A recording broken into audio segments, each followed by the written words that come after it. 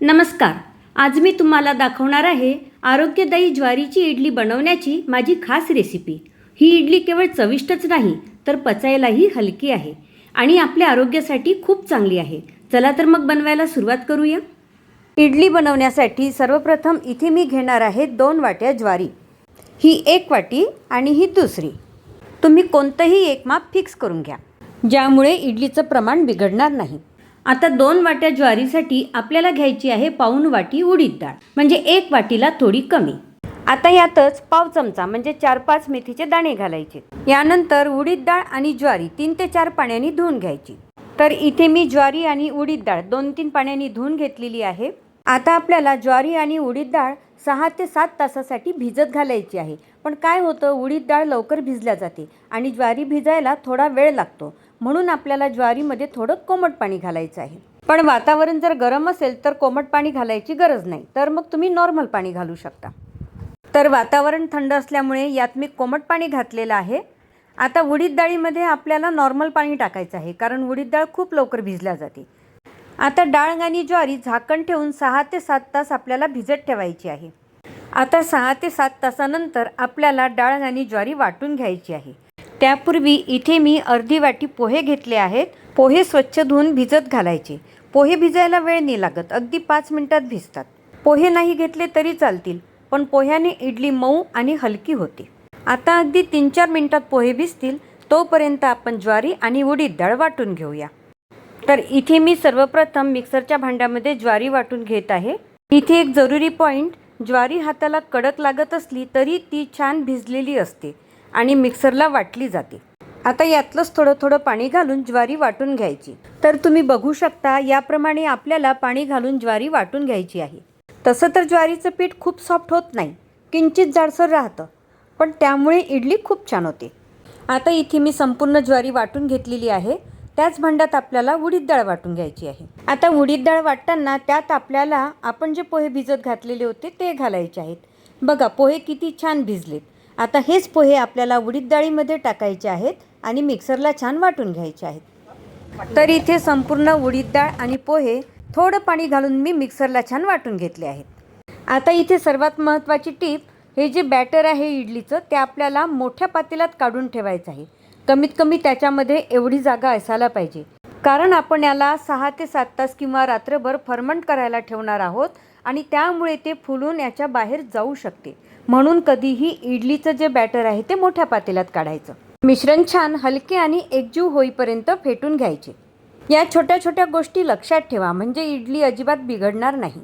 आता यावर झाकण ठेवून हे मिश्रण एकतर उबदार जागेत ठेवायचं किंवा मग याप्रमाणे कॉटनचा कपडा बांधून घ्यायचा. त्यामुळे मिश्रण खूप छान फर्मंट होईल. तर इथे मी पीठ रात्रभर फर्मंट करायला ठेवलं होतं. आपण बघूया आता ते कसं झालंय. वा, बघा किती छान फुगलेलं आहे पीठ. मी तुम्हाला जवळून दाखवते. बघा किती छान फर्मंट झालंय. आतमध्ये पण बघा, पीठ किती छान फुललेलं आहे. याप्रमाणे पीठ फर्मंट व्हायला पाहिजे, त्यामुळेच इडली मऊसूत आणि आतून हलकी होते. आता यात इनो, सोडा काहीही घालायची गरज नाही. फक्त याला एकदा हलक्या हाताने मिक्स करायचे, जास्त फेटायचे नाही. आता आपल्याला जितक्या इडल्या बनवायच्या आहेत तितकं पीठ एका पातेल्यात काढून घ्यायचं आणि बाकीचं जे पीठ आहे ते फ्रीजमध्ये झाकून ठेवायचं. ते पीठ जर बाहेर राहिलं तर ते खूप आंबट होतं, म्हणून मग ते फ्रीजमध्ये झाकून ठेवायचं आणि तुम्हाला हवं तेव्हा तुम्ही त्याच्या इडल्या, डोसा किंवा उत्तप्पासुद्धा बनवू शकता. फक्त बनवायच्या अर्धा तास आधी ते पीठ फ्रीजमधून बाहेर काढून ठेवायचं. आहे ना महत्त्वाची टीप. आता या बॅटरमध्ये चवीनुसार मीठ घालायचं आणि हलक्या हाताने मिक्स करून घ्यायचं. आता याची कन्सिस्टन्सी बघा, अगदी परफेक्ट आहे. याप्रमाणे पीठ हवं, यापेक्षा ते पातळी नको आणि घट्टही नको. घट्ट असेल तर तुम्ही त्यात थोडं पाणी घालू शकता, पण याप्रमाणे कन्सिस्टन्सी हवी. आता नेहमीप्रमाणे इडल्या करून घ्यायच्यात. इडली पात्रामध्ये पाणी गरम करायला ठेवलेलं आहे आणि साच्याला तेल लावून घ्यायचं आहे याप्रमाणे. आता पाणी गरम झालं की यातच मी इडलीचा साचा ठेवणार आहे, म्हणजे बॅटर टाकताना ते सांडणार नाही. आता आपल्याला इडल्या किती छोट्या हव्यात, मोठ्या हव्यात त्याप्रमाणे बॅटर चमच्याच्या साह्याने टाकून घ्यायचं. आता दुसरा साचा ठेवताना हे होल्स खालच्या इडलीच्या वर यायला हवेत. त्यामुळे काय होतं, स्टीममुळे जी वाफ तयार होते तर ते पाणी इडलीवर पडणार नाही, नाहीतर मग खालच्या इडल्या ओलसर होतात. म्हणून स्टँड ठेवताना थोडी काळजी घ्यायची. आता याप्रमाणे बॅटर टाकून झाले की त्यावर झाकण ठेवायचं आणि 15 मिनिटे इडल्या स्टीम होऊ द्यायच्या. सुरुवातीला 10 मिनिटे गॅसची फ्लेम मोठी ठेवायची आणि नंतर 5 मिनिटे कमी ठेवायची. इडलीची साईज कमी असेल तर थोडा कमी वेळ लागणार. तर इथे आपल्या इडल्या तयार आहेत आणि तुम्ही बघू शकता किती मस्त स्टीम झालेल्या आहेत, छान फुगलेल्या आहेत आणि बघा आतमध्ये पर्यंत शिजलेल्या आहेत. तुम्ही बघू शकता किती छान बारीक होल्स आलेले आहेत. आता इडल्या थंड झाल्यात की त्या काढून घ्यायच्या. बघा कशा सहज निघतात. आता इथे मी थोड्या गरम इडल्या काढून घेत आहे व्हिडिओसाठी, पण त्या थोड्या थंड झाल्यावर काढल्यात ना की अजिबात चिकटत नाही. तुम्ही बघू शकता किती मस्त इडली तयार झालेली आहेत. आतून बघा किती छान जाळी आलेली आहे, मऊ आणि हलकी झालेली आहे. मुले ज्वारीची भाकरी खात नाही, त्यामुळे त्यांना अशी इडली नक्कीच बनवून द्या, कारण ती आरोग्यालाही चांगली असते आणि पचनालाही हलकी असते. इतकेच काय तर वजनही नियंत्रणात राहते. या इडल्या सांबारासोबत किंवा याप्रमाणे लाल चटणी आणि हिरव्या चटणीसोबतही खूप छान लागतात. तर इथे आपल्या गरमागरम मऊसूत ज्वारीच्या इडल्या तयार आहेत.